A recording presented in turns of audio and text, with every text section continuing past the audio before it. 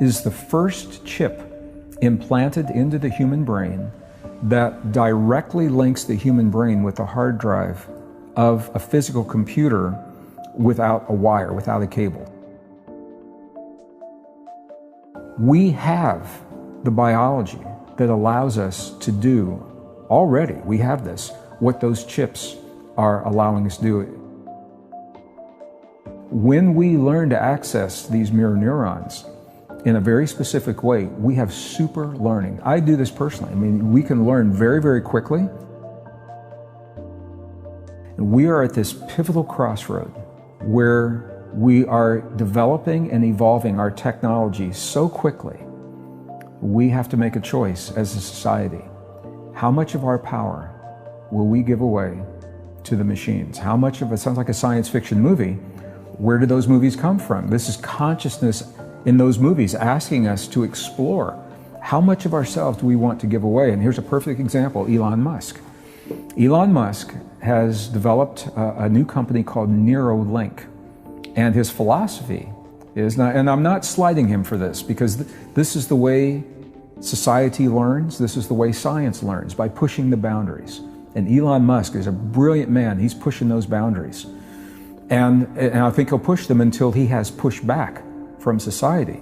Neuralink is the first chip implanted into the human brain that directly links the human brain with the hard drive of a physical computer without a wire, without a cable. So it's like Bluetooth technology. It's beyond Bluetooth, but you can think of it that way. Right.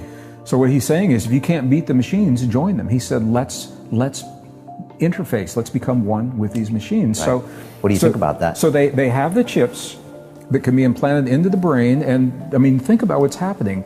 These are silicon chips that have contact points that are interfacing with human neurons.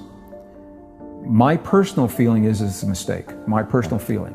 I believe it's a dangerous path, and I also believe it's an unnecessary path, because we have the biology that allows us to do already, we have this, what those chips are allowing us to do if we awaken that biology. The Matrix is the perfect example of this. In the movie The Matrix, the people who were awakening into the new reality, when they needed to learn something quickly, they had a port at the base of their skull, and they would physically plug a cable into a computer, a hard drive, and they could download and learn programs very quickly. We have the ability to do right now through what are called mirror neurons.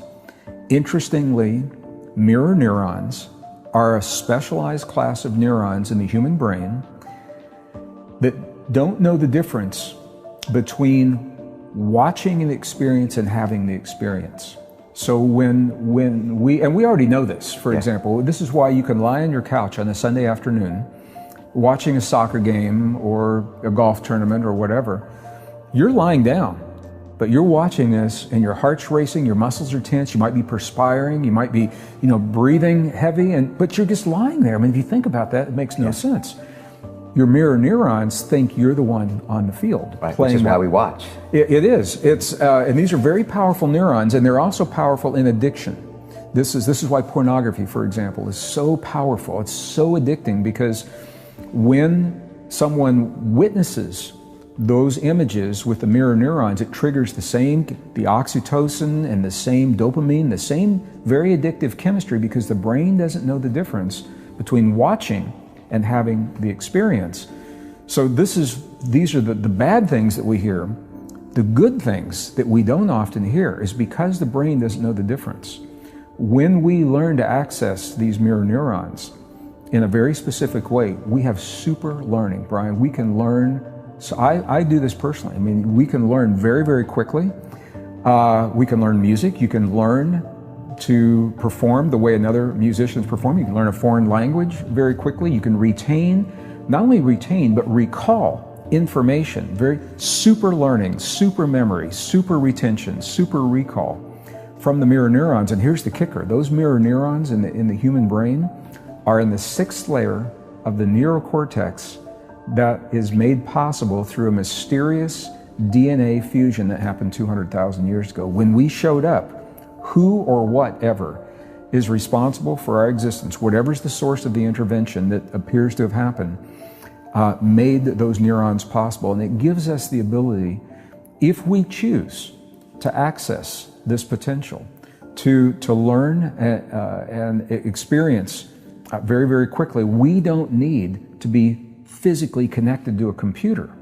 But this is an example of where, if we don't know that, and we go down this road, I mean, it won't stop there. We end up giving our power away to a device. And you've heard the old axiom, if use it or lose it. And we run, I think, the risk of becoming a species where we begin to lose this tremendous, beautiful potential. And we are losing parts of that already, because we're no longer kind of learning the same way and pushing our brains to learn languages. It's all there on Google Translate. Ask the young people today to solve a mathematic problem without the use of a phone or a calculator. Yeah. Now, I come from a generation, and this has all happened in one generation. When I was in school back in the 1950s, 60s, early 70s, engineers were putting the first man on the moon using a slide rule. Yeah. Now, some of our viewers don't even know what a slide rule is, but it is the precursor it has no electricity. It is a gadget that looked like a ruler that had a slide that you could use to move and correlate certain numbers. And this is the way engineering happened in World War II, the atomic bomb. This is how we solved our problems. And young people now, if they don't have either a calculator, which is almost obsolete, the physical calculator, they're all on the phones now, or they don't have a phone, they cannot solve the problems. Yeah, well, we are now cyborgs, whether we want to admit it or not. Most people are anxious that they don't have the phone. They refer to it all the time. It's part of their consciousness. And so, as I've heard Elon talk about, he said the problem now, well, maybe not the problem, maybe the good part, according to you, is bandwidth. Because we have our thumbs to get the information from our brain into this network, this internet platform. And so Elon is proposing that we jack up that bandwidth and get all of the download and interaction between us and this supercomputing, super interconnected network around the world, and then take ourselves to that next level. And so I think Elon is a proponent, or he's just saying it's going to happen, so let's make it happen. Yeah, he's just saying, let's go with the flow. This is where it's going. Right, and I see what you're saying, because if we do that, there's not many ways of going back. We already are doing that to a certain extent, aren't we? Well, we are, and I have to be, for transparency, I'll just say that I probably am what you would call a purist. There's a part of me that so respects the intricacy of the human being, our existence. We are so mysterious. We are so complex. And every time scientists think they've got it nailed, it's all buttoned up, and they think they understand that they don't know what's really happening. Human brain states is a perfect example. We can talk about that in just a moment. I think until we fully understand who we are and our potential, it's a mistake. Right. Because we're closing off that door, we might not ever go back there. We're giving it away. It's a mistake to lose that. 50 years from now, there'll be the science fiction movie of the people that stayed away from the tech and the people that went into the tech. I think it is happening right now. That's exactly what you're seeing. And if some people go to extremes, I think the machines can be useful as tools. My caution is not to embrace them as a crutch, where we have to have them. Right. If a machine can tell me when I'm creating the conditions in my body to access this potential, then that machine is very useful. Once I understand that, I can toss the machine away. I don't need the gadget, because now I know who I am. If I feel like I need the machine to take me to this place every time, so I have a bad day or I'm a little stressed, and I say, I got to hook up to my machine, my PC, and run this app to tell me when I'm in the right brain state or whatever, the right heart state or whatever it is. And I think that's where we run the risk, and we have to be conscious. We have to be conscious and cautious as we do this. I'm tripping on it a little bit because I wanted to go back. I'm not slighting Elon Musk. He is of a different generation than we are. He's an entrepreneur. He's done amazing things. He sees potential, and he says, let's explore this potential. And so he probably is accelerating the evolution, wherever that evolution is going to go. We have to make a choice now, where we didn't have to make it 5 years ago. Now we have to choose, are we going to follow this path? Now I have to tell you, Brian, audiences all over the world, when I share this story, and I've got a presentation that goes with it, and before I even share my opinion, I can see people in the audience, and when they see the picture of the chip, I say, here's the chip, here's what it does.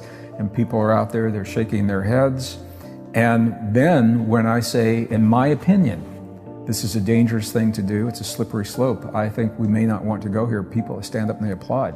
Yeah. People, at least in the ilk that we're communicating with, believe that there is we're pushing a boundary, and it's a boundary they don't want to cross.